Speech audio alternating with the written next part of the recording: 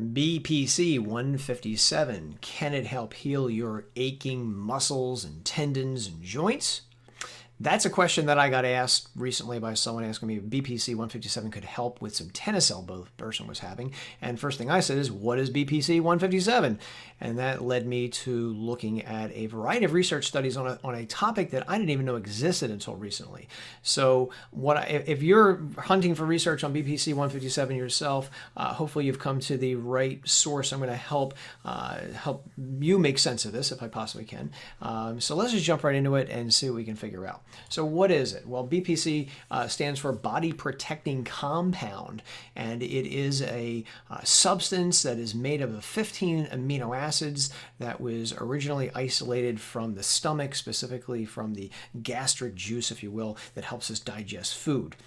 Now, before you go any further, I do want to throw out to you that if you've looked at different websites that talk about BPC 157, they'll talk about how wonderful it is and make claims and talk about testimonials. Right off the bat, I want you to know the vast majority of research that I have looked at involved injecting this compound into the body. I haven't yet seen anything on orally taken supplements. That's something that I'm going to be keeping an eye out for. But I just want to be right up front with you and let you know that I know there are supplements of BPC 157 out there. Do they work? I'm not sure, guys. But the research is mostly on injected compound. Okay, so if you've looked into this yourself, you know that people claim that this stuff will do a variety of different issues, and there is research on a variety of different topics as it pertains to BPC 157. I want to focus for the most part just on the bones and the muscles and the ligaments, and because that's actually how it was originally brought to my attention. So for those who are working out in the gym and you've heard this stuff it can help you,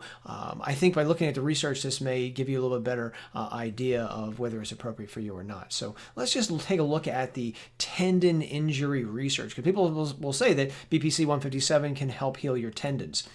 So like tennis elbow and stuff like that. So here's a study from 2014. Pentadecapeptide BPC 157 enhances the growth hormone receptor expression in tendon fibroblasts. Fibroblasts are essentially connective tissue cells. And according to this study, basically BPC 157 helped enhance the receptors for growth hormone on these tendon cells and help them grow a little bit better.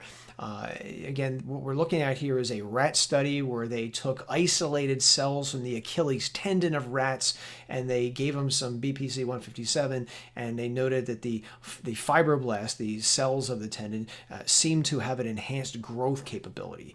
Very interesting, but again, this is a rat study, not a human study. We got another study out here. This one looks like it goes from 1985. The promoting effect of BPC 157 on tendon healing involves tendon outgrowth, cell survival, and cell migration. Again, we're looking at essentially a study not of people, but of rat Achilles tendon cells. And they noted again that BPC 157 seemed to enhance the survival and the growth of these pulled out tendon cells, if you will. They basically didn't show that it helped the rat run better or walk better or anything like that. But again, this is a rat study of isolated Achilles tendon cells, not a human study. Got another investigation, modulation of early functional recovery of Achilles tendon to bone unit after transection by BPC 157 and methylprednisone. Essentially, they cut the Achilles tendons of these poor rats and exposed them to BPC 157 and noted that the substance improved functional recovery and it had anti-inflammatory properties, etc. What I noticed when I read this study is it doesn't. When they say functional recovery improved, I took that to mean that the rats walked better or ran better, whatever. That doesn't appear to be what I took from this investigation. It looks like the cells themselves appeared to recover better. And again, while that's very interesting, a better way of looking at functional recovery, in my opinion, would be to let's give it to rats and let's see how fast they can recover and get back on their feet. This study didn't appear to do that. Okay, here we got another study, BPC 157 as an effective therapy for muscle crush injury in the rat. So again, we're looking at another rat study. Unfortunately, they kind of crushed some of the muscles of these rats. I don't even want to think about what they did. And they noted that BPC 157 improved the healing of those crushed muscles. Again, very, very interesting. And again, this would be one that you can't do in people for ethical reasons. I get that. But again, it's a rat study, not a people study. I could not find any human studies on BPC 157 involving tendon improvement or anything like that, and that's an issue. In terms of bone healing, again, people will say that BPC 157 may help osteoporosis and help your bones get stronger, etc. Well, we've got a study, osteogenic effect of gastric BPC 157 on the healing of segmental bone defect in rabbits. This is a rabbit study. Again, they're noting that the bones of these rabbits seem to have a greater healing capability when they were exposed to BPC 157. But again, to my knowledge, there is no human research showing that it will improve bone density in people. So whether it's going to help people with osteoporosis, for instance, or any other kind of bone injury, maybe a bone breaking, etc., that appears to be unknown at this time. Eventually, I'm sure this research will come out, but at this moment, I can't find it. Okay. What about Parkinson's disease? This was actually a kind of an interesting line of research I noted as I was investigating this compound, a behavioral study on the effect of BPC 157 in Parkinson's disease models in mice. So again, we're not looking at people with Parkinson's disease. We're looking at a mouse or mice that was scientists basically tried to induce a Parkinson's-like condition in the mice, and they noted that BPC 157 seemed to help their condition. They didn't have such a catatotic state, for instance, when they were exposed to this compound. Again, it was injected. Does that mean that this would help people with Parkinson's? Unknown at this point. Unfortunately, I can't locate any investigations of individuals with Parkinson's who took this.